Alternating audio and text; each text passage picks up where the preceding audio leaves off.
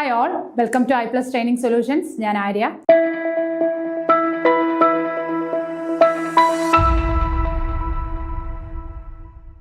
അപ്പോൾ ഇന്ന് ഞാൻ എത്തിയിരിക്കുന്നത് നമ്മുടെ 5ാം ക്ലാസ്സിലെ SCERT ടെക്സ്റ്റിലെ സയൻസിൻ്റെ ചാപ്റ്റർ 7 അറിവിൻ്റെ ജാലകങ്ങൾ എന്ന് പറയുന്ന ഒരു പാഠവുമായിട്ടാണ്.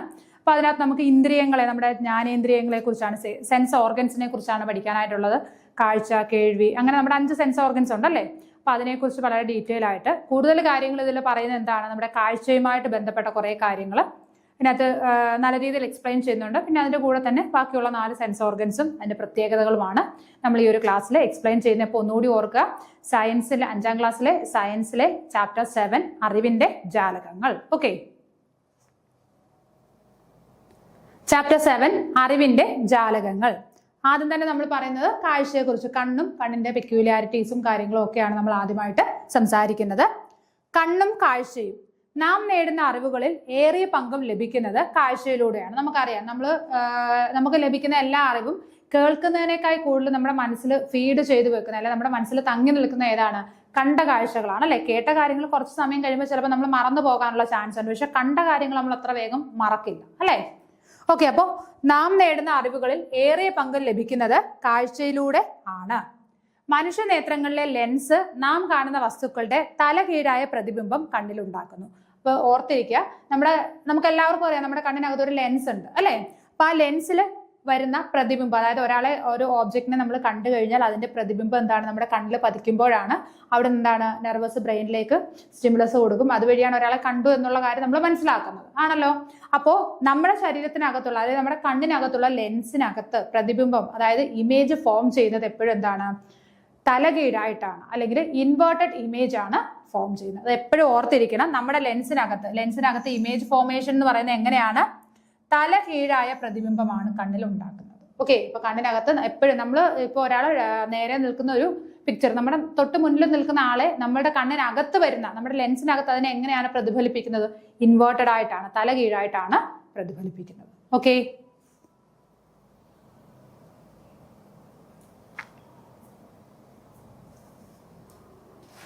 കണ്ണിൽ ഒരു വസ്തുവിന്റെ പ്രതിബിംബം പതിക്കുന്നത് റെറ്റിനയിൽ.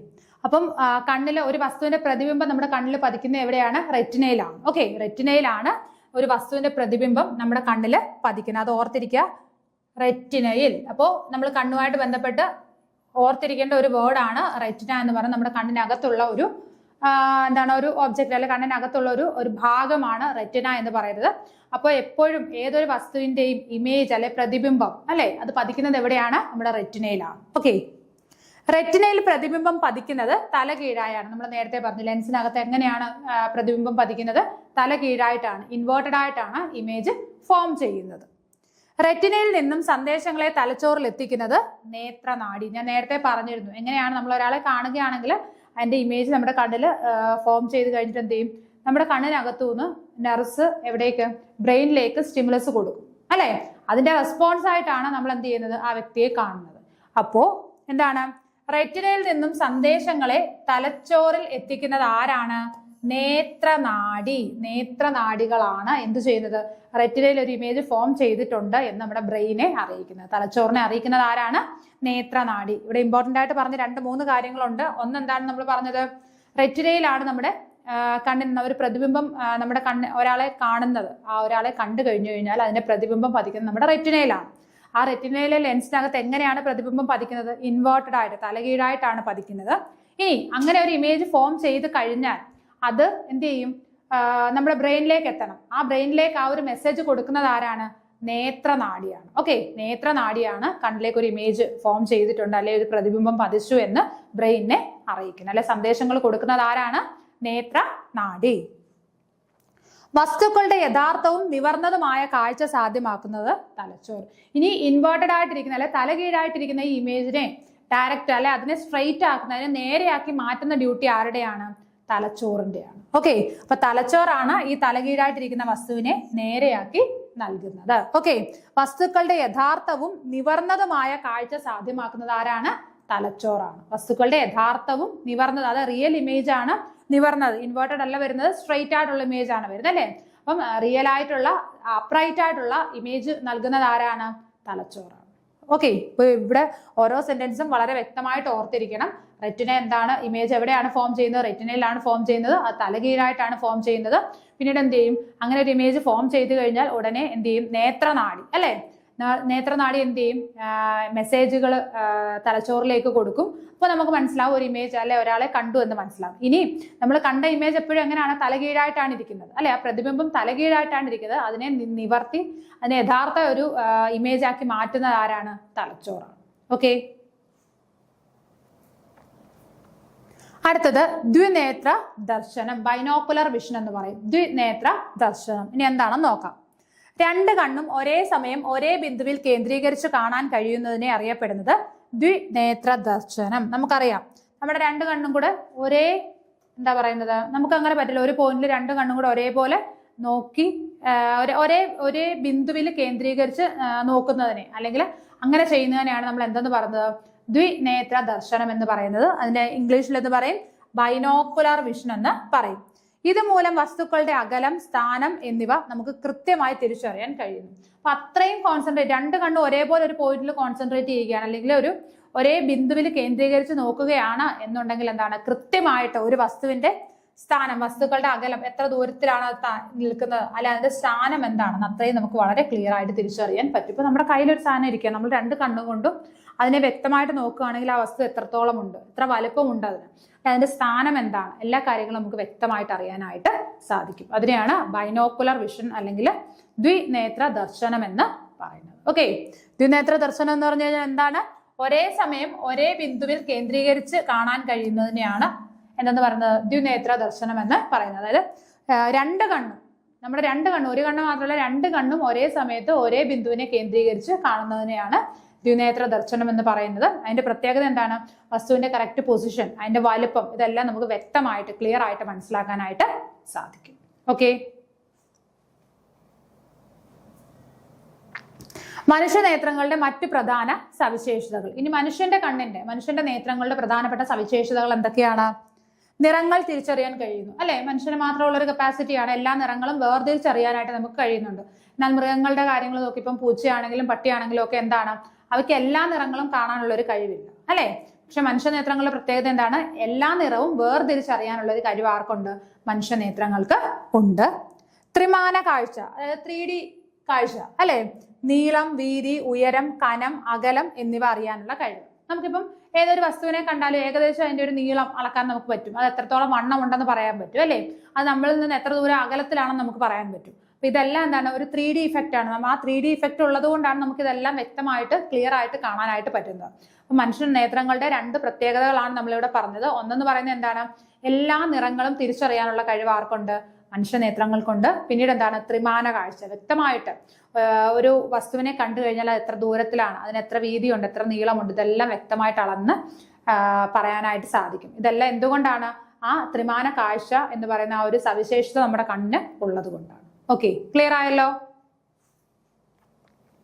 കാഴ്ചയില്ലാത്തവരുടെ ലോകം. ഇനി കാഴ്ചയില്ലാത്തവരുടെ ലോകത്തെ കുറിച്ചാണ് നമ്മൾ പറയുന്നത്. നോക്കിക്കേ, പൂർണ്ണമായും കാഴ്ചയില്ലാത്തവർ ചുറ്റുപാടുകളെ മനസ്സിലാക്കുന്നത്, അപ്പം പൂർണ്ണമായിട്ട് കാഴ്ചയില്ലാത്തവർ, ഒട്ടും കാഴ്ചയില്ല, കണ്ണിൽ ഒട്ടും കാഴ്ചയില്ലാത്ത ആൾക്കാർ മറ്റു ചുറ്റുപാടും എങ്ങനെയാണ് മനസ്സിലാക്കുന്നത് നമുക്ക് നോക്കാം. നോക്കിക്കേ, ശബ്ദം കേട്ട് ആളുകളെ തിരിച്ചറിയുന്നു അല്ലെ. ഇപ്പൊ സ്ഥിരം ഇപ്പൊ ഒരു നമ്മുടെ വീട്ടിലുള്ള ഒരാളാണെന്നുണ്ടെങ്കിൽ ഓരോരുത്തരുടെയും സൗണ്ട് അവർക്ക് വേഗം ഐഡന്റിഫൈ ചെയ്യാൻ പറ്റും. ഇപ്പൊ അമ്മയുടെ സൗണ്ട്, അച്ഛന്റെ സൗണ്ട്, അല്ലെങ്കിൽ സഹോദരങ്ങളുടെ സൗണ്ട്, ഇതൊക്കെ എന്ത് ചെയ്യാം, വേഗം ഐഡന്റിഫൈ ചെയ്യാനായിട്ട് പറ്റും. അപ്പൊ അങ്ങനെ എന്ത് ചെയ്യാൻ പറ്റും, ആൾക്കാർ ആരാണെന്ന് വേഗം തിരിച്ചറിയാനായിട്ട് കഴിയും. അപ്പം കാഴ്ചയില്ലാത്തവര് ആദ്യമായിട്ട് ചെയ്യുന്ന കാര്യം എന്താണ്, ശബ്ദം കേട്ടിട്ട്, പരിചയമുള്ളവരാണെങ്കിൽ ശബ്ദം കേട്ടിട്ട് ആൾക്കാരെ തിരിച്ചറിയും. ഇനി തൊട്ട് നോക്കി കറൻസി നോട്ടുകളും നാണയങ്ങളും തിരിച്ചറിയുന്നു. ഇപ്പൊ നോട്ടുകളാണെങ്കിലും അതേപോലെ നാണയങ്ങളൊക്കെ ആണെങ്കിലും ഓരോന്നും വ്യത്യാസമാണ്. അപ്പൊ നമുക്ക് തൊട്ട് നോക്കി നമുക്ക് മനസ്സിലാക്കാനായിട്ട് സാധിക്കും. അപ്പൊ അവര് വേഗം ഈ നാണയങ്ങളാണെങ്കിലും എന്താ പറയുന്നത്, നോട്ടുകളാണെങ്കിലും ഒക്കെ മനസ്സിലാക്കുന്നത് എങ്ങനെയാണ്, തൊട്ട് നോക്കിയിട്ടാണ് അല്ലെ. അടുത്തത്, രുചി കൊണ്ട് ഭക്ഷണം തിരിച്ചറിയുന്നു. ഭക്ഷണം അങ്ങനെയാണ്, ഓരോ രുചി വ്യത്യാസമുണ്ട് അല്ലെ. ഇപ്പം എന്താണ്, അവിയലിന്റെ ടേസ്റ്റ് ആയിരിക്കില്ല സാമ്പാറിന്. അപ്പം ചേരുവകളെല്ലാം ഒന്നാണെങ്കിൽ പോലും എന്താണ്, ടേസ്റ്റ് വ്യത്യാസമുണ്ട്. അപ്പൊ രുചി നോക്കിയിട്ടാണ് എന്ത് ചെയ്യുന്നത്, വസ്തുക്കളെ ഭക്ഷണം തിരിച്ചറിയുന്നത്. വസ്തുക്കൾ, ഭക്ഷണം എന്നിവയുടെ മണം മൂലം തിരിച്ചറിയുന്നു. അതേപോലെ തന്നെ ഓരോപ്പം ഒരു സ്പ്രേ അടിച്ചു കഴിഞ്ഞാൽ അതിന് ഇന്ന മണമാണ്, അല്ലെങ്കിൽ ഒരു ഭക്ഷണം പാകം ചെയ്ത് വെക്കുമ്പോൾ അതിനൊരു പ്രത്യേക മണമാണ് വരുന്നത് അല്ലേ. അപ്പൊ ആ മണം, അതേപോലെ തന്നെ എന്താണ്, വസ്തുക്കൾ ഇതൊക്കെ എങ്ങനെയാണ് മണം വെച്ചിട്ട് തിരിച്ചറിയുന്നുണ്ട്. ഇന്ന വസ്തുവാണ് അല്ലെങ്കിൽ എന്താണ് ഇന്ന ഭക്ഷണമാണ് എന്ന് മണം വെച്ചിട്ട് തിരിച്ചറിയാൻ സാധിക്കുന്നു. ബട്ടൺ ഘടിപ്പിച്ചിരിക്കുന്ന രീതി തൊട്ട് മനസ്സിലാക്കി വസ്ത്രം തിരിച്ചറിയുന്നു. അതേപോലെ എന്താണ് ഇപ്പം ഡ്രസ്സുകൾ ഓരോന്നിലും ബട്ടൺ വെക്കുന്ന രീതി വേറെ വേറെയാണ് അല്ലേ. അപ്പൊ അത് ഘടിപ്പിച്ചിരിക്കുന്ന രീതി തൊട്ട് നോക്കിയിട്ട് എന്താണ് അത് ഏത് വസ്ത്രമാണെന്ന് തിരിച്ചറിയുന്നു. ഓക്കെ, അപ്പൊ എന്തെല്ലാം കാര്യങ്ങളാണ് പറഞ്ഞത്? പൂർണ്ണമായിട്ട് കാഴ്ചയില്ലാത്ത ആളുകൾ ചുറ്റുപാടുമുള്ളവരെ അല്ലെ ചുറ്റുപാടും എങ്ങനെയാണ് മനസ്സിലാക്കുന്നത്? ആദ്യം നമ്മൾ പറഞ്ഞ എന്താണ്? ശബ്ദം കൊണ്ട് മനസ്സിലാക്കും. അപ്പം ഫെമിലിയർ ആയിട്ടുള്ള ആൾക്കാരാണ് എന്നുണ്ടെങ്കിൽ എന്ത് ചെയ്യും? ശബ്ദം കൊണ്ട് മനസ്സിലാക്കും. പിന്നീട് പറഞ്ഞത് ഇപ്പം നോട്ടുകളും നാണയങ്ങളും ഒക്കെ എങ്ങനെയാണ്? തൊട്ട് നോക്കി മനസ്സിലാക്കും. ബട്ടൺ ഘടിപ്പിച്ചിരിക്കുന്ന രീതി വെച്ചിട്ട് ഏത് ഡ്രസ്സാണെന്ന് മനസ്സിലാക്കും. അതേപോലെ വസ്തുക്കളാണെങ്കിലും ഭക്ഷണമൊക്കെ ആണെങ്കിലും എന്താണ് അതിന്റെ മണം വെച്ചിട്ട് അത് ഐഡന്റിഫൈ ചെയ്യും. പിന്നീട് പറഞ്ഞ രുചി കൊണ്ട് ഭക്ഷണത്തെയും മനസ്സിലാക്കും. ഓക്കെ, അപ്പൊ ഇങ്ങനെയാണ് അവരെന്ത് ചെയ്യുന്നത്? ചുറ്റുപാടുമുള്ള വസ്തുക്കളെ മനസ്സിലാക്കുന്നത്. അടുത്തത് അന്ധരെ സഹായിക്കാൻ നിലവിൽ ഉപയോഗിക്കുന്ന സംവിധാനങ്ങൾ. അപ്പൊ അന്ധരെ സഹായിക്കാനായിട്ട് നിലവിൽ നമ്മൾ എന്തെല്ലാം സംവിധാനങ്ങൾ ഉപയോഗിക്കുന്നുണ്ട്? വൈറ്റ് കെയിൻ, ബ്രെയിൽ ലിപി, ടാക്ടൈൽ വാച്ച്, ടോക്കിംഗ് വാച്ച്. അപ്പൊ 4 വസ്തുക്കളാണ് പ്രധാനമായിട്ടും അന്ധരെ സഹായിക്കാനായിട്ട് നമ്മൾ ഉപയോഗിക്കുന്നത്. ഏതൊക്കെയാണ്? വൈറ്റ് കെയിൻ നമുക്കറിയാം. അന്ധരുടെ കയ്യിൽ എന്താണ്? ഒരു വെള്ള കളറിലെ ഒരു വടിയുണ്ട്. അതിങ്ങനെ തറയിലിട്ട് അടിച്ചടിച്ചിട്ടാണ് അവർ നടക്കുന്നത് അല്ലെ. എന്തെങ്കിലും ഒരു അവരുടെ മുന്നിൽ എന്തെങ്കിലും എന്താണ് തടസ്സങ്ങളുണ്ടോ എന്ന് മനസ്സിലാക്കാൻ വേണ്ടിയിട്ട് ഇങ്ങനെ അടിച്ചു. അപ്പൊ ആ ഒരു വടിയും കൊണ്ട് നടക്കുന്ന ഒരാളെ കാണുമ്പോൾ നമുക്ക് വേഗം മനസ്സിലാക്കുക കാഴ്ചശക്തി ഇല്ല എന്ന് നമുക്ക് മനസ്സിലാക്കാനായിട്ട് സാധിക്കും. വൈറ്റ് കെയിൻ ഉണ്ട്. ബ്രെയിൽ ലിപി നമുക്കറിയാം. ലൂയിസ് ബ്രെയിലി കണ്ടുപിടിച്ച ഒരു സിസ്റ്റമാണ്. അന്ധർക്ക് പഠിക്കാനായിട്ട് അദ്ദേഹം കണ്ടെത്തിയ ഒരു ലിപിയാണ് എന്തെന്ന് പറയുന്നത്? ബ്രെയിൽ ലിപി എന്ന് പറയുന്നത്. പിന്നീട് എന്താണ്? Tactile watch, talking watch. Tactile watch എന്ന് പറഞ്ഞു കഴിഞ്ഞാൽ ഇങ്ങനെ എംബോസ്ഡ് ആയിട്ട് അതിനകത്ത് ടൈം നിൽക്കും. അപ്പൊ നമുക്ക് തുറന്നു നോക്കിയിട്ട് അതിന് ടച്ച് ചെയ്യുമ്പോൾ എത്രയാണ് സമയം എന്ന് മനസ്സിലാക്കും. ടോക്കിംഗ് വാച്ച് എന്ന് പറഞ്ഞു കഴിഞ്ഞാൽ അത് ഓൺ ചെയ്യുമ്പോൾ എന്താണ് അതിന്റെ സമയം പറയും. ഓക്കെ, ഇനി നമുക്ക് ഡീറ്റെയിൽ ആയിട്ട് നോക്കാം ഓരോന്നും.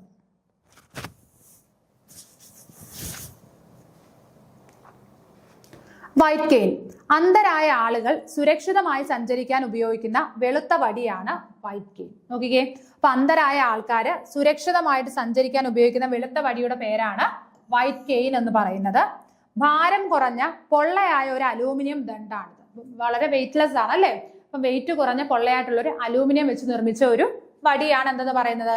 ഈ വൈറ്റ് കെയിൻ എന്ന് പറയുന്നത്. വടിയുടെ അടിയിൽ ഘടിപ്പിച്ചിരിക്കുന്ന ലോഹഭാഗം വസ്തുക്കളിൽ തട്ടിയുണ്ടാകുന്ന ശബ്ദത്തിൽ നിന്ന് വടിയിൽ തടസ്സം തിരിച്ചറിയാൻ കഴിയുന്നു. അപ്പൊ ഇതിന്റെ ഏറ്റവും അടിയിൽ എന്താണ്? ഒരു ലോഹം വെച്ചിട്ടാണ് നിർമ്മിച്ചിരിക്കുന്നത്. അപ്പൊ അത് വസ്തുക്കളിൽ തട്ടുമ്പോൾ സൗണ്ട് കേൾക്കും. അപ്പൊ സൗണ്ട് കേൾക്കുമ്പോൾ നമുക്ക് മനസ്സിലാവും ഫ്രണ്ടിൽ എന്തെങ്കിലും തടസ്സങ്ങൾ ഉണ്ടോ എന്ന് മനസ്സിലാക്കിയിട്ടാണ് അവർ മുന്നോട്ടേക്ക് നടക്കുന്നത്. വൈറ്റ് കെയിൻ ഉപയോഗിക്കുന്നത് വഴി അന്ധരെ മറ്റുള്ളവർക്ക് തിരിച്ചറിയുവാനും അവരെ സഹായിക്കാനും സാധിക്കുന്നു. അപ്പൊ വൈറ്റ് കെയിൻ ആയിട്ട് നടക്കുന്ന ഒരാളെ കാണുമ്പോൾ നോർമലി നമുക്ക് മനസ്സിലാവും അയാൾ അന്ധനാണ് എന്നുള്ള കാര്യം. കാഴ്ചശക്തി ഇല്ലാത്തൊരു വ്യക്തിയാണെന്ന് മനസ്സിലാവും അല്ലേ. അപ്പൊ നമുക്ക് വേണമെങ്കിൽ അവരെ സഹായിക്കാനും അല്ലെങ്കിൽ അവർക്ക് വേണ്ട കാര്യങ്ങൾ ചെയ്തു കൊടുക്കാനും ഈ ഒരു വടിയിലൂടെ നമുക്ക് സാധിക്കുന്നുണ്ട്. അപ്പൊ അവർക്കും അതൊരു പ്രയോജനമാണ്. അതിൽ നിന്ന് നമ്മൾക്കും ആ ഒരാൾക്ക് കാഴ്ചശക്തി ഇല്ല എന്ന് വേഗം തിരിച്ചറിയാനും നമുക്ക് സാധിക്കുന്നു. അപ്പൊ എന്താണ് വൈറ്റ് കെയിന്റെ കാര്യങ്ങൾ പറഞ്ഞത്? അന്ധരായ ആളുകൾ സുരക്ഷിതമായി സഞ്ചരിക്കാൻ ഉപയോഗിക്കുന്ന വെളുത്ത വടിയാണ് വൈറ്റ് കെയിൻ. എന്താണ് ശരിക്കും? ഇതൊരു പൊള്ളയായ ഒരു അലൂമിനിയം ദണ്ഡാണിത് അല്ലെ. അപ്പൊ അതിന്റെ തുമ്പത്താണെങ്കിൽ ഒരു ലോഹം ഘടിപ്പിച്ചിട്ടുണ്ട്. അത് വെച്ച് താഴെ ഇങ്ങനെ നമ്മൾ തൊട്ട് നോക്കുമ്പോൾ എന്താണ് നമുക്ക് സൗണ്ട് കേൾക്കാം. അപ്പൊ ഫ്രണ്ടിൽ എന്തെങ്കിലും തടസ്സം ഉണ്ടോ എന്ന് അറിയാനായിട്ട് സാധിക്കും. അതേപോലെ തന്നെ അന്ധരായ ആൾക്കാരെ വേഗം തിരിച്ചറിയാനും അവർക്ക് വേണ്ട സഹായങ്ങൾ ചെയ്തു കൊടുക്കാനും ഈ വൈറ്റ് കെയിൻ വഴി നമുക്കും സാധിക്കുന്നു. ഓക്കെ,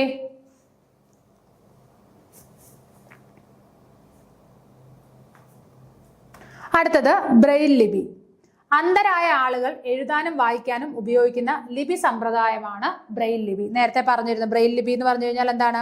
അന്ധരായ കുട്ടികൾക്കെന്ന് മാത്രമല്ല എല്ലാവർക്കും, അന്ധരായ എല്ലാ വ്യക്തികൾക്കും എഴുതാൻ അല്ലെങ്കിൽ ഒരു എഴുതാനും വായിക്കാനും പഠിക്കാനായിട്ടുള്ള ഒരു ലിപി സമ്പ്രദായമാണ് എന്തെന്ന് പറയുന്നത്?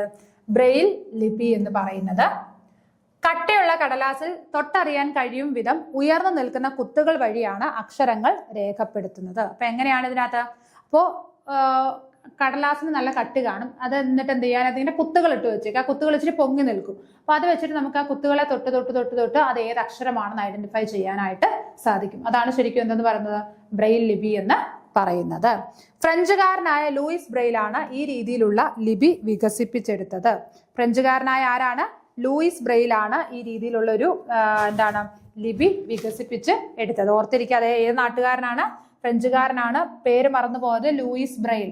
ആ ബ്രെയിലിൽ നിന്നാണ് ബ്രെയിൽ ലിപി എന്നുള്ള പേര് കിട്ടിയത്. ലൂയിസ് ബ്രെയിൽ എന്നുള്ള അദ്ദേഹത്തിന്റെ പേരായിരുന്നു. ആ പേരിൽ നിന്നാണ് ആ ലിപിയുടെ പേര് എന്തായിട്ട് മാറിയത്? ബ്രെയിൽ ലിപി എന്ന് വന്നത്. ഓക്കെ. അപ്പൊ ഒന്നുകൂടി പറയാം, അന്ധരായ ആളുകൾക്ക് എഴുതാനും വായിക്കാനും ആയിട്ട് ഉപയോഗിക്കുന്ന ഒരു ലിപി സമ്പ്രദായമാണ് ബ്രെയിൽ ലിപി എന്ന് പറയുന്നത്. ശരിക്കും എന്താണ്, കട്ടിയുള്ള പേപ്പറിൽ കുറച്ച് പൊങ്ങി നിൽക്കുന്ന രീതിയിൽ എന്തെങ്കിലും കുത്തുകൾ ഇട്ട് വെക്കും. അപ്പൊ ആ കുത്തുകൾ തൊട്ട് നോക്കി നമുക്ക് വേഗം ഐഡന്റിഫൈ ചെയ്യാൻ പറ്റും അത് ഏത് അക്ഷരമാണ് അല്ലെങ്കിൽ ഏത് വേർഡാണ് എന്നുള്ളത് വേഗം മനസ്സിലാക്കാനായിട്ട് സാധിക്കും. ഇത് കണ്ടെത്തിയത് ആരാണ്? ഫ്രഞ്ചുകാരനായ ലൂയിസ് ബ്രെയിൽ ആയിരുന്നു. അദ്ദേഹം എന്തായിരുന്നു? ഒരു അന്ധനായിരുന്നു. ഓക്കെ. അന്ധരായ ആളുകൾക്കായി ഭൂപടങ്ങളിൽ സംസ്ഥാന അതിർത്തികൾ, പർവ്വതങ്ങൾ, നദികൾ എന്നിവ തൊട്ടറിയാൻ പശയിൽ മുക്കിയ നൂലും മണലും ഉപയോഗിച്ച് സ്പർശിച്ചറിയാവുന്ന രീതിയിൽ നിർമ്മിച്ച ഭൂപടങ്ങളെയാണ് എംബോസ്ഡ് മാപ്പ് എന്ന് പറയുന്നത്. ഓക്കെ, എംബോസ്ഡ് മാപ്പ്. എംബോസ്ഡ് മാപ്പ് എന്ന് പറഞ്ഞു കഴിഞ്ഞാൽ അന്ധരായ ആൾക്കാർക്ക് എന്താണ്, ഭൂപടങ്ങളൊക്കെ അവർക്ക് തൊട്ട് നോക്കി മനസ്സിലാക്കാൻ, നോർമൽ ഭൂപടമാണെങ്കിൽ അവർക്ക് തൊട്ട് നോക്കി മനസ്സിലാക്കാനായിട്ട് പറ്റില്ല. അപ്പൊ അതിനകത്ത് പർവ്വതങ്ങൾ എവിടെ ഇരിക്കുന്നു, നദികൾ എവിടെയാണ്, സമുദ്രങ്ങൾ എവിടെയാണ് എന്നൊന്നും അവർക്ക് ക്ലിയർ ആയിട്ട് മനസ്സിലാക്കാനായിട്ട് പറ്റില്ല. അപ്പൊ അതിനു വേണ്ടിയിട്ട് എന്താണ്, ഭൂപടങ്ങളിലെ സംസ്ഥാന അതിർത്തികൾ, പർവ്വതങ്ങൾ, നദികൾ എന്നിവ തൊട്ടറിയാൻ പശയിൽ മുക്കിയ നൂലും മണലും ഉപയോഗിച്ച് സ്പർശിച്ചറിയാവുന്ന രീതിയിൽ നിർമ്മിച്ച ഭൂപടങ്ങളെയാണ് എന്തെന്ന് പറയുന്നത്? എംബോസ്ഡ് മാപ്പ് എന്ന് പറയുന്നത്. അപ്പൊ അതിനകത്ത് എന്താണ്, പശയിൽ നൂല് മുക്കി മണലും ഒക്കെ വെച്ചിട്ട് എന്ത് ചെയ്യും, അതിപ്പോ കുറച്ചുകൂടെ എന്ത് ചെയ്യും, ഒന്ന് പ്രൊജക്ട് ചെയ്തിരിക്കും, എംബോസ് ചെയ്തിരിക്കും അല്ലെ. അപ്പൊ അത് തൊട്ട് നോക്കുമ്പോൾ എന്താണ്, അവർക്ക് വേഗം മനസ്സിലാക്കാനായിട്ട് പറ്റും, ഇത് പർവ്വതമാണ് അല്ലെങ്കിൽ ഇതാണ് സംസ്ഥാന അതിർത്തികൾ എന്ന് വേഗം മനസ്സിലാക്കാനായിട്ട് സാധിക്കും. ഓക്കെ. അടുത്തത് ടാക്ടൈൽ വാച്ച്. ടാക്ടൈൽ എന്നതിന്റെ അർത്ഥം തൊട്ടറിയുന്നത് എന്നാണ്. നമുക്കറിയാം ടാക്ടൈൽ മീൻസ് എന്ന് പറയുന്നത് എന്താണ്, തൊട്ടറിയുന്നതിന് അല്ലെ. അപ്പൊ നമുക്ക് തൊട്ട് ഒരു സാധനത്തെ അറിയാൻ കഴിയുന്നതിനെയാണ് ടാക്ടൈൽ എന്ന് പറയുന്നത്. ഈ ഇനം വാച്ചുകൾ ഒരിനം ബ്രെയിൽ രീതിയിലുള്ളതാണ്. വാച്ചിലെ സൂചികളുടെ സ്ഥാനം തൊട്ട് മനസ്സിലാക്കി സമയം അറിയുന്നു. അപ്പം ടാക്ടൈൽ വാച്ചിൽ എങ്ങനെയാണ്, വാച്ചിലെ സൂചികളുടെ സ്ഥാനം, അതായത് കുറച്ച് എംബോസ്ഡ് ആയിട്ടായിരിക്കും അത് നിൽക്കുന്നത്, കുറച്ച് പൊങ്ങി നിൽക്കുകയായിരിക്കും, ബ്രെയിൽ രീതിയിലുള്ളതാണ്. അപ്പൊ കുറച്ച് പൊങ്ങി നിൽക്കുമ്പോൾ എന്ത് ചെയ്യാൻ പറ്റും, നമുക്ക് അതിനകത്ത് ആ സൂചിയുടെ സ്ഥാനം വെച്ചിട്ട് തിരിച്ചറിയാനായിട്ട് സാധിക്കും. നമ്മുടെ ഒപ്പം സിനിമയിൽ നോക്കിയാൽ അറിയാം മോഹൻലാൽ സമയം നോക്കുന്നത് അല്ലെ, എങ്ങനെയാണ്, ഇങ്ങനെ വാച്ച് തുറന്നിട്ട് അതിനകത്ത് ഇങ്ങനെ സൂചികൾ ഇങ്ങനെ തൊട്ട് നോക്കിയിട്ടാണ്. ചിലത് വേറൊരു തരം വാച്ചുകളുണ്ട്, ടോക്കിംഗ് വാച്ച്. ഇതിപ്പോ നമ്മൾ പറഞ്ഞ ഏതാണ്, ടാക്ടൈൽ വാച്ചാണ്. ടാക്ടൈൽ വാച്ചിലെ സൂചികളുടെ സ്ഥാനം തൊട്ട് നോക്കിയിട്ടാണ് നമ്മൾ സമയം തിരിച്ചറിയുന്നത്. ഓക്കെ. അടുത്തത് ടോക്കിംഗ് വാച്ച്. ടോക്കിംഗ് വാച്ചിന്റെ വശത്തുള്ള ഒരു ബട്ടൺ അമർത്തുമ്പോൾ വാച്ചിൽ നിന്നും സമയം അറിയിച്ചുകൊണ്ടുള്ള ശബ്ദം കേൾക്കുന്നു. അപ്പൊ ടോക്കിംഗ് വാച്ചിന്റെ പ്രത്യേകത എന്താണ്, അതിന്റെ ഒരു സൈഡിലുള്ള ഒരു ബട്ടൺ നമ്മൾ പ്രസ് ചെയ്യുമ്പോൾ എന്ത് ചെയ്യും, അതിനകത്ത് നമുക്ക് സമയം കേൾക്കാൻ പറ്റും. ഓക്കെ, അതിനെയാണ് നമ്മൾ ടോക്കിംഗ് വാച്ച്, ടോക്ക് ചെയ്യുന്ന വാച്ച്, അങ്ങനെ ഓർത്താൽ മതി. മറ്റേ ടാക്ടൈൽ വാച്ച് എന്ന് പറഞ്ഞു കഴിഞ്ഞാൽ എന്താണ്, അതിനകത്തെ സൂചികളുടെ സ്ഥാനം തൊട്ട് മനസ്സിലാക്കിയിട്ടാണ് നമ്മൾ അതിനകത്തെ സമയം അറിയുന്നത്. ഓക്കെ, രണ്ടും തമ്മിൽ വ്യത്യാസമുണ്ട്, ഓർത്തിരിക്കുക. പേരിൽ തന്നെയാണ് ടോക്കിംഗ് വാച്ചിൽ എന്താണ്, ടോക്ക് ചെയ്യുന്ന വാച്ച്, ടോക്കിംഗ് ടോം എന്നൊക്കെ നമ്മൾ പറയില്ലേ, സംസാരിച്ചുകൊണ്ടിരിക്കുന്നു അല്ലേ.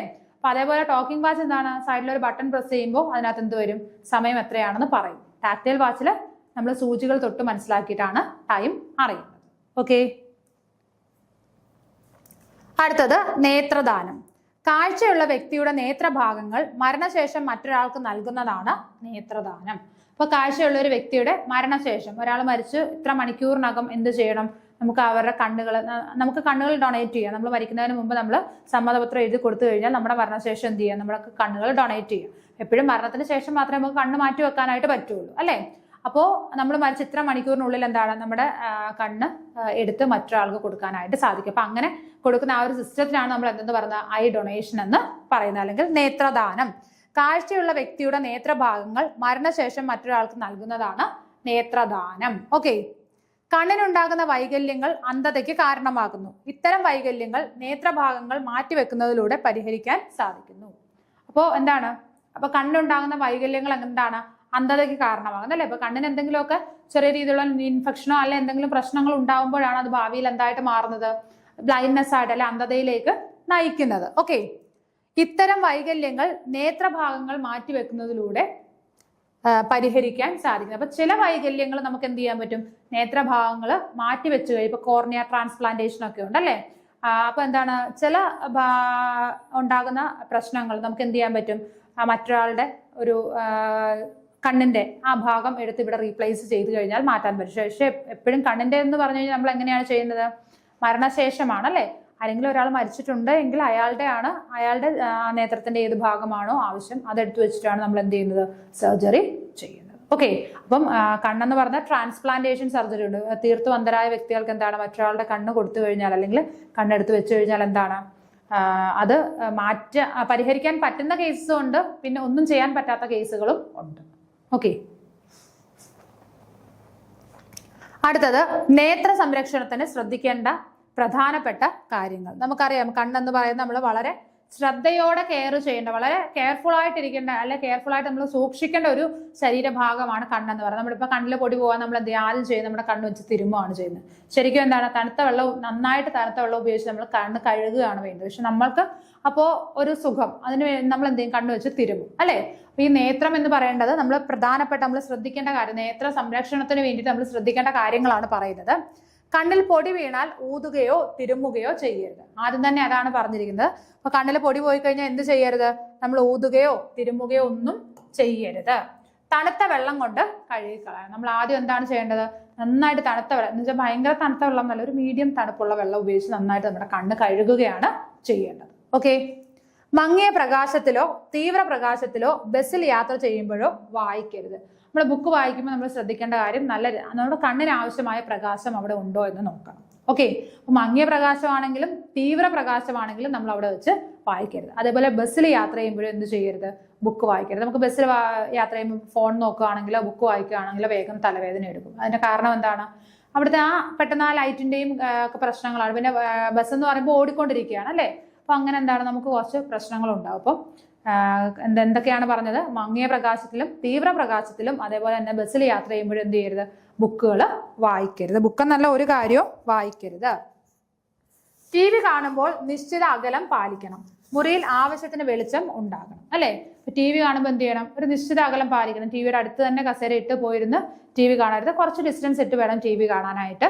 അതേപോലെ തന്നെ എന്ത് ചെയ്യണം, എന്താണ്, മുറിയിൽ ആവശ്യത്തിന് വെളിച്ചവും വേണം. അല്ല ഇരുട്ടത്തിരുന്നല്ല TV കാണുന്നത്, വെളിച്ചത്തിൽ തന്നെ ഇരുന്ന് വേണം TV കാണാനായിട്ട്. രാസവസ്തുക്കൾ കണ്ണിൽ വീഴാതെ സൂക്ഷിക്കണം. നമ്മൾ എന്തെങ്കിലുമൊക്കെ എന്താണ് കെമിക്കൽസുമായിട്ട് ബന്ധപ്പെട്ട കാര്യങ്ങളാണ് ചെയ്യുന്നത് എന്നുണ്ടെങ്കിൽ എന്ത് ചെയ്യണം, വളരെ കെയർഫുൾ ആയിരിക്കണം. അത് കണ്ണിൽ വീഴാതെ നമ്മൾ തന്നെ നമ്മുടെ കണ്ണിനെ കെയർ ചെയ്യണം. ഓക്കെ.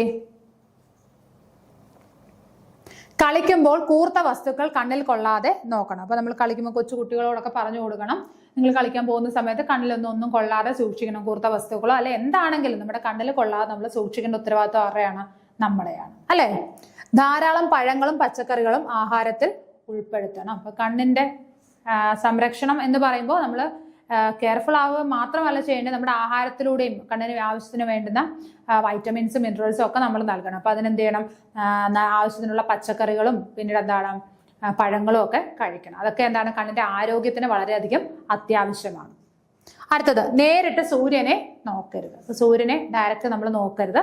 അത് നമ്മുടെ കണ്ണിന് എന്താണ്, കേടുകൾ വരും, അല്ലെങ്കിൽ കണ്ണിന് നമ്മുടെ കാഴ്ചയെ ബാധിക്കുന്ന ഒരു കാര്യമാണ്. നമ്മൾ നേരത്തെ പറഞ്ഞില്ലേ, ഇപ്പോൾ തീവ്ര പ്രകാശത്തിലോ മങ്ങിയ പ്രകാശത്തിലോ ഒന്നും ബുക്ക് വായിക്കരുതെന്ന് പറഞ്ഞു. അതേപോലെ തന്നെ നമ്മൾ ഡയറക്റ്റ് എന്ത് ചെയ്യരുത്, സൂര്യനെ നോക്കരുത്. അപ്പൊ ഈ പറഞ്ഞ കാര്യങ്ങളെല്ലാം എന്തിനു വേണ്ടിയിട്ടാണ്, നമ്മുടെ കണ്ണിന്റെ ആരോഗ്യത്തിന് വേണ്ടി, അല്ലെ നമ്മൾ കണ്ണ് സംരക്ഷിക്കാൻ വേണ്ടി ചെയ്യേണ്ട പ്രധാനപ്പെട്ട കാര്യങ്ങളാണ് പറഞ്ഞത്. ഓക്കെ.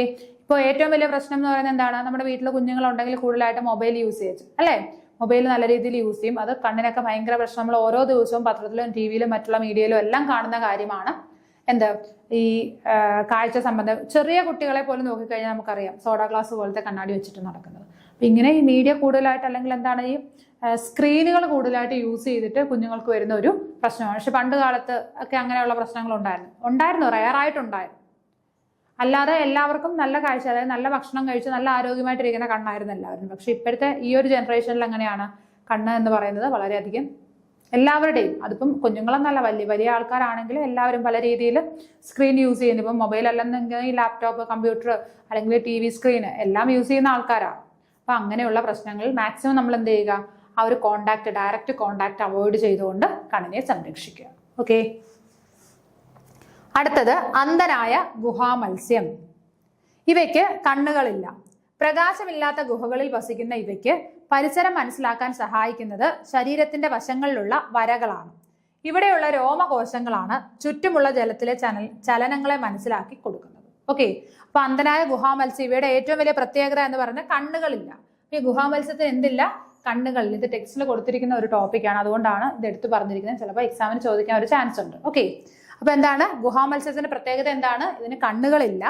പ്രകാശമില്ലാത്ത ഗുഹകളിൽ വസിക്കുന്ന ഇവയ്ക്ക് പരിസരം മനസ്സിലാക്കാൻ സഹായിക്കുന്നത് ശരീരത്തിന്റെ വശങ്ങളിലുള്ള വരകളാണ്. അപ്പൊ ഇവയെ പരിസരം മനസ്സിലാക്കാനായിട്ട് സഹായിക്കുന്നതിന്റെ ശരീരത്തിന്റെ വശങ്ങളിൽ എന്തുണ്ട്, വരകളുണ്ട്. ആ വരകൾ വെച്ചിട്ടാണ് ഇവ എന്ത് ചെയ്യുന്നത്, പരിസരത്ത് എന്തെങ്കിലും ഇപ്പം ഒരു ഭക്ഷണ പദാർത്ഥമോ അല്ലെങ്കിൽ എന്താണ് ശത്രുക്കൾ ഒളിഞ്ഞിരിപ്പുണ്ടോ എന്നൊക്കെ മനസ്സിലാക്കുന്നത് എങ്ങനെയാണ്, അതിന്റെ ശരീരത്തിന്റെ വശങ്ങളുള്ള വരകൾ വെച്ചിട്ടാണ്. ഇവിടെയുള്ള രോമകോശങ്ങളാണ് ചുറ്റുമുള്ള ജലത്തിലെ ചലനങ്ങളെ മനസ്സിലാക്കി കൊടുക്കുന്നത്. അപ്പൊ എന്താണ്, അവിടെ എന്തുണ്ട്, രോമകോശങ്ങളുണ്ട്.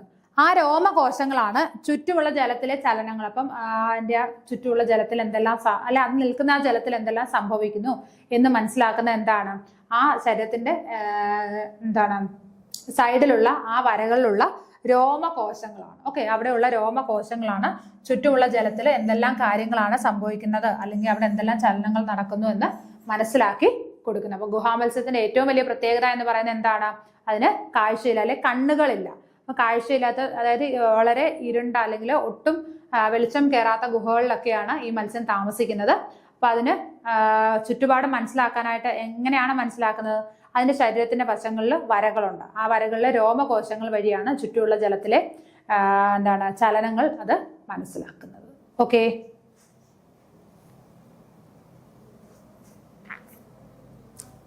ജീവികളുടെ കണ്ണുകളുടെ സവിശേഷതകൾ. ഇനി 2-3 തരം ജീവികൾ, പ്രത്യേകതയുള്ള 2-3 ജീവികളുടെ കണ്ണുകളുടെ പ്രത്യേകത എന്താണെന്ന് നമുക്ക് നോക്കാം.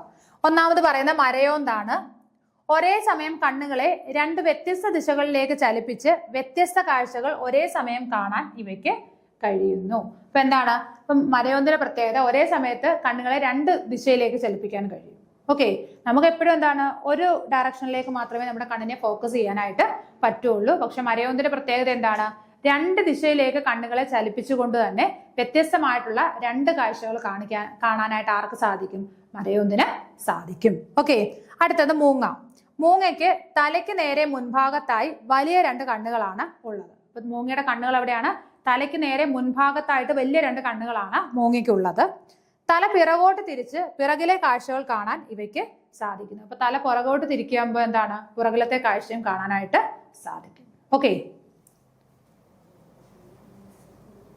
അപ്പൊ മരയോന്തും മൂങ്ങയും 2 പേരുടെ കാര്യമാണ് പറയുന്നത്. ഒന്നുകൂടി പറയാം. മരയോന്തിന്റെ പ്രത്യേകത എന്താണ്, കണ്ണുകളെ വ്യത്യസ്ത ദിശയിലേക്ക് ചലിപ്പിച്ച് വ്യത്യസ്ത കാഴ്ചകൾ കാണാൻ ആർക്ക് സാധിക്കും, മരയോന്തിന് സാധിക്കും. മൂങ്ങയുടെ പ്രത്യേകത എന്താണ്, തലയ്ക്ക് നേരെ മുന്നിലായിട്ട് വലിയ 2 കണ്ണുകളുണ്ട്. അപ്പൊ തല ബാക്കിലേക്ക് ചരിക്കുമ്പോൾ എന്താണ്, ബാക്കിലത്തെ കാഴ്ചയും കാണാൻ ആർക്ക് സാധിക്കും, മൂങ്ങയ്ക്ക് സാധിക്കും. അപ്പം വ്യത്യസ്തമായിട്ട് കണ്ണുകളുടെ സവിശേഷതകളുള്ള വ്യത്യസ്തമായ 2 ജീവികളുടെ കാര്യമാണ് പറഞ്ഞത്. നമുക്ക് തരത്തിലുള്ള എബിലിറ്റീസ് ഒന്നും ഇല്ല അല്ലെ. അപ്പൊ നമുക്ക് ഇത്രയും ഈ ഇവിടെ വരെയുള്ള കാഴ്ചകൾ മാത്രമേ നമുക്ക് കാണാനായിട്ട് സാധിക്കുകയുള്ളൂ. ഓക്കെ, അപ്പൊ ഇത്രയും കാര്യങ്ങളാണ് ഈ ഒരു ക്ലാസ്സിൽ ഡിസ്കസ് ചെയ്യാനായിട്ടുള്ളത്. ഇതിന്റെ ബാലൻസുമായിട്ട് മറ്റൊരു വീഡിയോയിൽ വീണ്ടും കാണാം. Okay, thank you.